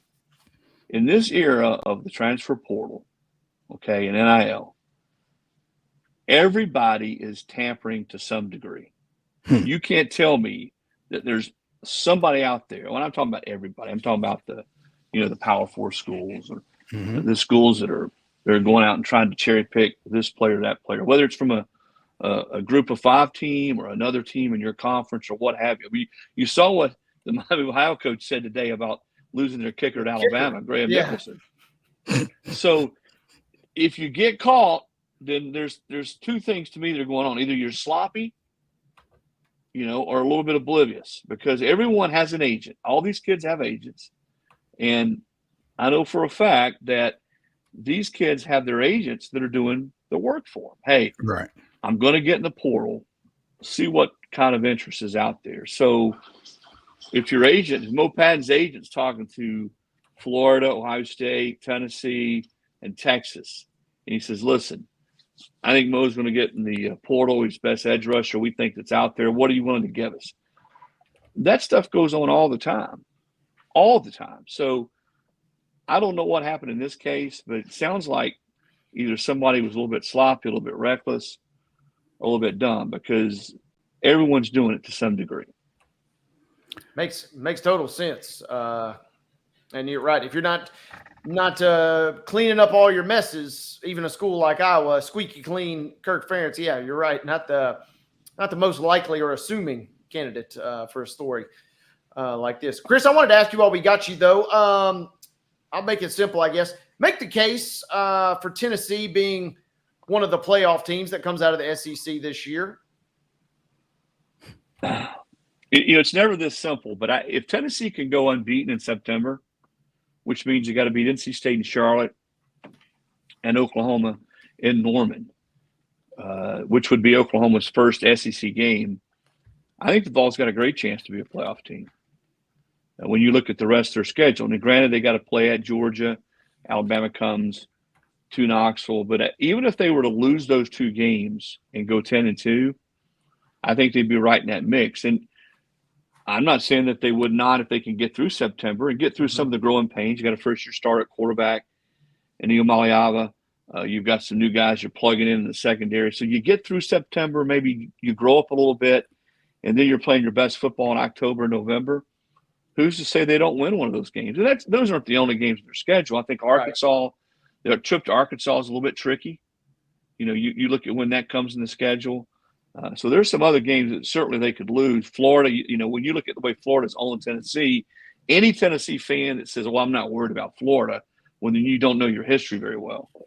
So there's other games they could lose, but I do think getting through September unscathed, I think this team has got a real chance to play its way into the playoff. You feel like it would be playing its way into the playoffs? Well, let's say they do go into October unbeaten, Mo. Yeah, I think there's going to be 4 teams from the SEC that get in. And to me, Tennessee's part of that group with Ole Miss and Missouri and Tennessee, those 3 teams, and maybe Alabama. I think Texas and Georgia are the most talented, have the most talented rosters. Mm-hmm. And Texas got a little bit of a break with its schedule within the league. Now, they got to play at Michigan, which will be tough. But when you look at just league schedules, the 8-game league schedules, Texas's schedule to me isn't as hard as Tennessee's. Now, by contrast, Missouri and Ole Miss have easier schedules than Tennessee. I think Missouri's got the easiest schedule in the league. And so what does the committee do? Do they reward you? If 3 teams are 10-2, or let's say a team's 11-1 and 2 others are 10-2, but one team has a much harder schedule and has a marquee win or 2, do they reward that team that has a harder schedule? Maybe goes out and plays a tougher non-conference opponent, like Tennessee's playing a ranked team at NC State. Florida's playing 2 ranked teams out of conference in Florida State and Miami. Missouri's not. Ole Miss is not. So I think we're going to find out now in this new 12-team format, does the committee truly deem schedule strength important? Chris Lowe of ESPN joining us here on Main Street Sports Today, presented by the Tennessee Orthopedic Alliance of Columbia. Chris, you've mentioned Arkansas and you've mentioned Florida in this conversation. And if you go to coacheshotseat.com, both Sam Pittman and Billy Napier are going to be pretty prominently listed. What is your feel with regards to their status there? Florida plays, Mo, the toughest schedule I think I've seen in all my years of covering college football. Now, I don't think anybody's feeling sorry for Florida or Billy Napier. I mean, Florida's a blue blood. There's no reason Florida shouldn't be a winning team when you look at the resources and the talent in that league. But, you can make a case that Florida could be a really, really good football team this year and be 7-5 with that schedule. I mean, from October 12th on, I think this is right, from that Saturday, October 12th, 6 of their last 7 games are against top 15 teams in the preseason poll, and 4 of those games are away from home. There's not anybody in college football that would not have to sweat that stretch out and would lose a couple games. So to me, if he gets to 6-6, I'm talking about Napier, and gets that team to a bowl game, there's no way that he shouldn't get a chance to come back and coach that club for a fourth year. If they have a losing season, that's 3 straight losing seasons. They don't beat anybody of note. They lose to their rivals, i.e. Georgia, Miami, Florida State, Tennessee. Then yeah, he's going to have a hard time keeping his job. Sam, I think a little bit the same way. Sam was 9-3 a couple of years ago. He won Coach of the Year or earned Coach of the Year honors at Arkansas. They have a bad year last year. He hires Bobby Petrino. Well, now, what are the odds 5, 6, 7 years ago that Bobby Petrino would ever be back at Arkansas? Think about that. I was shocked when it did happen. And so here he is as the OC. And I do think Bobby is a terrific quarterbacks coach, terrific offensive coordinator. It's still going to be weird seeing him back at Arkansas, given the way he left. But I give Sam credit, Mo. He needed somebody to come in, coach up a quarterback, get that offense back to speed. Bobby was the best guy for it, and he had the confidence, the security to go out and get a guy, because you know what's going to happen if they do have success and play well on offense. What are the fans going to say? Well, it's because of Bobby Petrino. Bobby should be the head coach. And I think they'll be a little bit better. I think Arkansas will be a little bit better than people think. They brought in some key transfers. 3 teams I think will be better than most of us in the media and fans think they'll be this year are Auburn, Arkansas, and Florida. Now, Florida might be better, as I said a minute ago, but I don't know necessarily that their record will reflect it. Is there a motorcycle clause in Bobby Petrino's contract? Bobby, that's one he'll never live down. I went out and spent about a couple days with him 2 years ago when he was his last year at Missouri State, just to sort of, what's Bobby Petrino doing now? Why are you still coaching football in Springfield, Missouri? And it's sort of no one really notices. And he was pretty candid. I did a whole story about his ouster and the embarrassment of it and why he was still coaching. He had all of his family there, and he was a pretty good sport about it. He talked about it, and I told him before I came out there, I said, no, listen, if we're going to do this, we're going to do the story the right way, the good, the bad, the ugly. And I think the only thing he really got mad at me about it, toward the end of the day, I looked at him and said, Bobby, do you still ride motorcycles? And he sort of looked at me with that sort of, half grin, half frown, and said no. So there you have it. There's your answer. There you have it. I said that Sam Pittman and Billy Napier would be mentioned prominently on coacheshotseat.com. Your top 4. Sam Pittman, Dave Aranda, Billy Napier, and Will Hall of Southern Miss. Yeah, and Aranda's another one at Baylor that's there'll be a lot of eyes on him to see which again, you think back a couple years ago, they win 10 games? They're in the national semis, right? Yeah. Well, no, they win 10 games, and they beat Ole Miss and won the New Year's 6 bowls. And okay. He's got it going. Great defensive mind, Dave is, and then it happens quickly. As you guys know, you guys have been around college football a long time, man. The winds of change blow pretty swiftly, and you have a bad year or an average year and a bad year, especially now with all the money that's being paid out to coaches and in the world of NIL. It takes oftentimes the right coach to get it right. I mean, people look at the Saban era at Alabama and how quickly we forget, Mo, that before they brought Nick in, Alabama sort of was wandering in the wasteland for most of a decade. You'd never get their fans to admit it, but they absolutely were. Yeah. So getting the right guy in there makes a lot of, can make a huge difference. So it's funny how that works. Yeah. And that's long story short, schools aren't going to have a lot of patience. Never have they had a whole lot of patience, but I think especially now, even with some of these crazy buyouts. I mean, Jimbo Fisher's, people ask me all the time, what's Jimbo Fisher doing right now? And I say he's counting his money. There you go. $77 million not to coach football. I think I could probably make it on that. Yeah. Could probably be okay. Hey, real quick, Chris, also speaking of expectations, how good can this Ole Miss team be this year? And then how good will this Ole Miss team be this year in your mind? I think really good and really good. Okay. And I was there on Monday. I watched them practice. Spent some time with Lane Kiffin. I mean, their defensive front looks like what an SEC upper tier defensive front should look like. They look that way. They're big. They're physical. They move. They've got depth. And I'm old school, but I still think that's where you win. You got to be good up front on defense, and you got to be able to play more than 3 or 4 guys.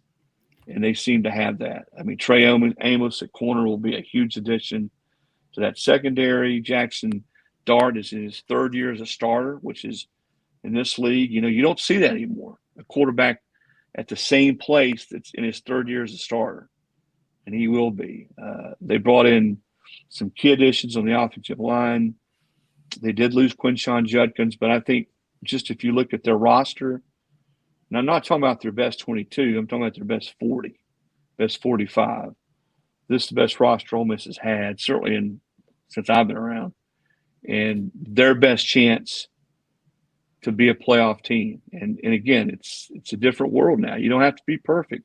The last couple of years during the 14 format, you essentially had to be perfect, unbeaten, or maybe 1 loss. But now, and sometimes that wasn't enough. Right.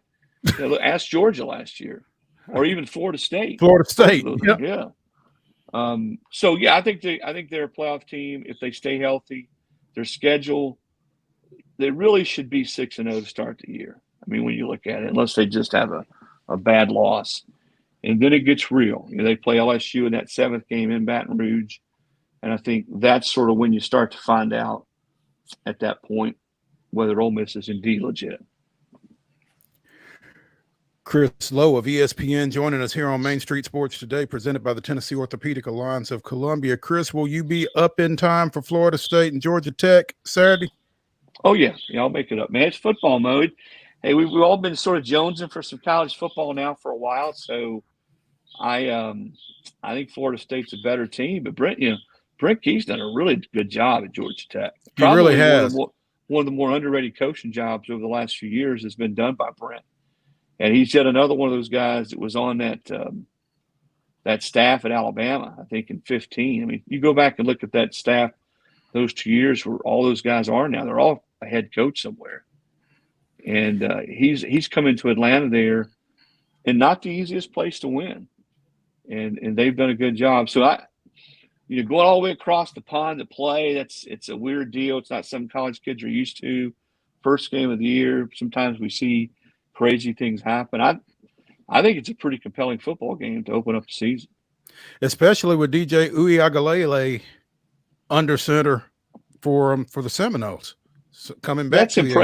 That's impressive, Mo, that you would nail that name. By the way, well, you know who would be proud? John Bibb would be proud of you. I would hope so. Anything I could do to make Mr. Bibb proud would be a great thing, Chris. So, looking forward to that one, man, and appreciate you taking some time with us this afternoon, and hope to catch up with you here again soon.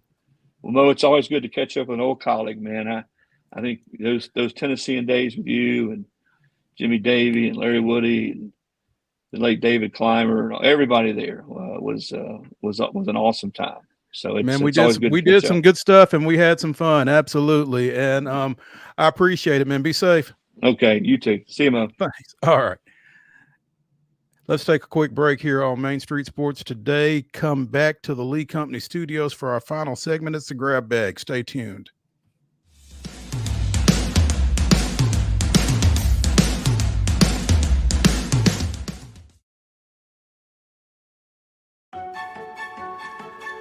So, you want to be a part of the Busy Bee team, huh?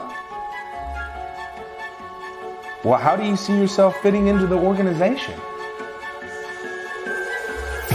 Oh, I get it. You want to be a weather bee.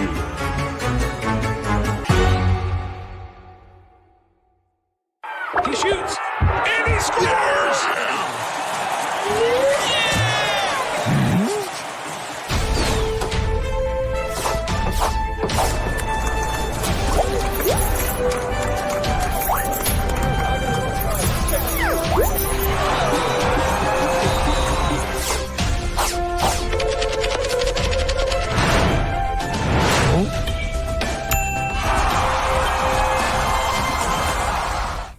Robertson County Chancery Court is hosting an in-person court auction Saturday, September 7th at 10 a.m. Buy up to 9.46 acres of beautiful Robertson County land, selling in 2 tracts. Each tract includes water and approved soil areas. Located at 4637 Boyd Holland Road. Join us Saturday, September 7th at 10 a.m. Sales subject to court approval. For more details, call 615-384-5650 today.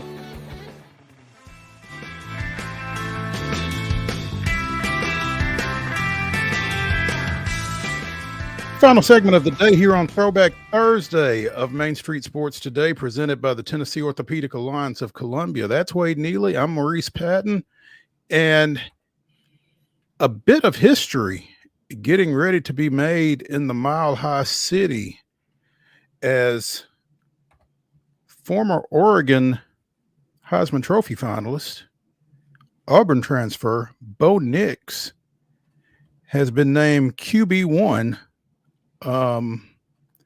He will be the first rookie to start at quarterback under Sean Payton in more than 10 years, I think it is. And that was a mid-season thing. No, I'm sorry, not 10 years. Ian Book made a start for the Saints in 21, but those are the only 2 rookies to start at quarterback for Sean Payton. So Nix will be the first to get the reins in the season opener. More compelling, though, he will be the first Denver Broncos rookie to start at quarterback to open the season since John Elway in 1983. No pressure, Bo. Wade, you're on mute. Yeah, no, my mind was wrapped around, all that stood between Bo Nix and history was Zach Wilson. And so, Bo just cast Zach to the side and said, step aside, big dog. I've got history to make here.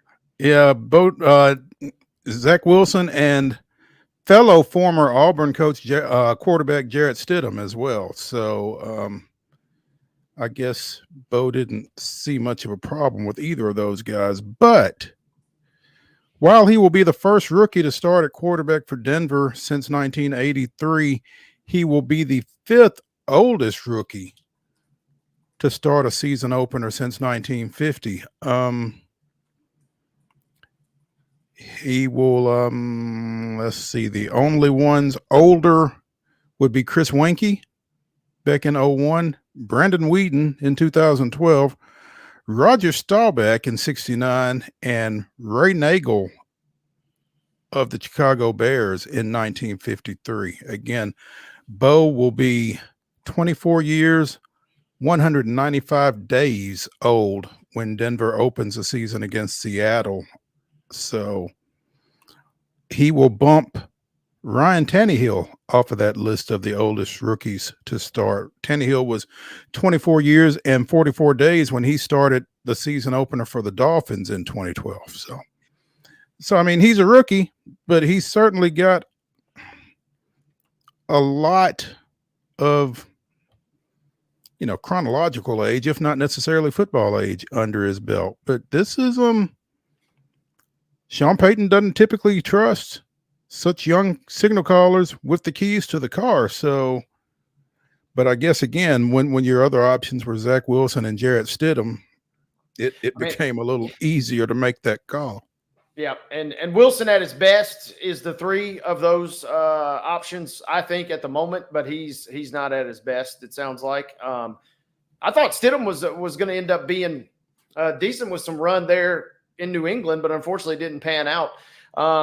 FantasyPros.com tells us that Nix is projected kind of as you might expect, a little over 3,000 yards passing, 19 touchdowns, around 12 interceptions for their kind of season-long projection. So he's supposed to be kind of that high risk, high reward, but it'll be fascinating to see how much leash Peyton gives him in terms of the playbook, right? Because if they let him just go willy-nilly, he could win some plays and he'll do some crazy things in your favor, but he also has kind of got that just be a little extra careful, a little extra dash of caution when Bo Nix is running wild, I think. Yeah, that's kind of the thing. I think when Bo Nix is at his best, he is kind of pushing the envelope a little bit. And so how much do you let him push that envelope, and how much do you try to rein him in? And,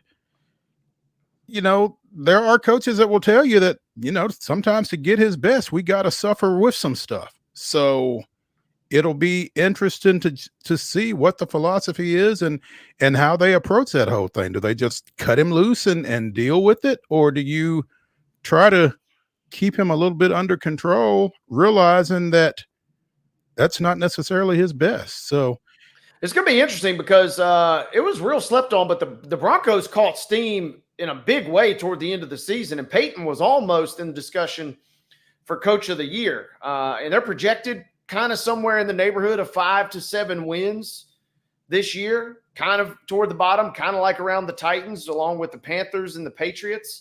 But they should be a sneaky team this year. And with Nix having that extra year or two, literally, of maturity, I'll be curious to see how that plays out this year for these guys. That's an intriguing division because, again, obviously you got Kansas City sitting right there. You got the Chargers with a new coach, but a up-and-coming quarterback. You've got the Raiders with a new coach and a quarterback situation that probably isn't great. And then you've got the Broncos. So, 2, 3, and 4, who knows? Because you feel like Kansas City's number 1. And we see some of these teams every year. Seems like they slip and get Kansas City for a game or two as well. The Raiders did. Yeah, exactly. We don't see Kansas City until the playoffs come until the calendar flips. Yeah. Remember, right? Because, we were sitting here wondering if this team even had the goods a little over halfway through the season last year. We're like, man, they don't look quite like Kansas City of old. And, everybody was anointing the Dolphins at that point as the Super Bowl champs. And then as we got closer, we saw what Andy Reid and Mahomes and those guys are all about. Nix was the 6th quarterback taken in the first 12 picks in this spring's draft. He is the 3rd who has been anointed as QB1 for his respective team, joining Caleb Williams of the Bears and Jaden Daniels of the Commanders. The jury continues to be out on both Drake May and Michael Penix at New England and Alabama and Atlanta, excuse me. And obviously JJ McCarthy out for the year with that knee injury. So still, you got a possibility of 5 of these guys starting their season openers right now. Feels like 4 for sure, unless something weird happens with Cousins, obviously, which has been prone to happen. But feels like he's submitted. Yeah, the one that we talked about last week is it feels like May's going to have to really win this thing. I mean, decisively, and it feels like we should have our answer by now. So I'm kind of surprised that we haven't. But that's going to be the one that's going to bear watching because the Commanders, from what you read on the internet, it feels like they really think they got the best pick in the draft, even though they went behind the Bears and Williams. Yeah. I would think we would know something about the Patriots, obviously coming out of this 3rd preseason game this weekend. Because at that point they're 2 weeks away from the season opener. And maybe it was kind of like Dwyer yesterday told us, we may not get an announcement. We'll just see who walks out there. Huh? You just run out there. Yeah. Yeah. Little WNBA news from yesterday. In that Atlanta Dream win over the Phoenix Mercury, Tina Charles went past Tina Thompson and became the 2nd all-time leading scorer in league history. And she's done it in a little bit more workmanlike fashion, I guess, than Diana Taurasi, the all-time leader. Charles finished up the 72-63 game with 7,479 career points. I'm sorry, she went in with 7,479 points. Finished with 12 points in the win. Also 17 rebounds to cement her status as the league's second all-time leader in that category as well. So the former UConn standout been putting in some work throughout her professional career as well. Went into the game with 3,859 career rebounds.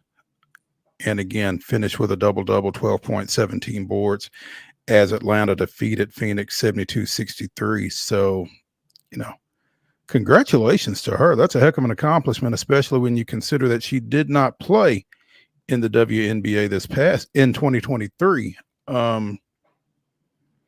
But she was the number one pick of the Sun in 2010, Rookie of the Year that year, league MVP 2 years later. She's been an 8-time All-Star. So just grinding, and good for her. She said, I thought I was retired, but God had a plan. So, man, she's playing well, and the Dream are playing well out of this little Olympic break here. They've won 3 in a row now. After we mentioned the other day, knocked off the Storm over the weekend. They kind of, I don't know, it may be too little too late for them at 10-17 overall, but they are making a strong little push here, quickly coming back from Paris. Want to mention real quickly before we get out of here, send our condolences out to the Golden State Warriors community. Alvin Adels, who led the Warriors to the 1975 NBA championship with Rick Barry and that bunch. One of the first black coaches in the history of the National Basketball Association, spent 14 seasons in that role. Also served as general manager, among other roles. Over 60 years with the franchise. Passed away Tuesday at the age of 87. Spent his entire career from playing to the front office with the Warriors, both in Philadelphia and in San Francisco. And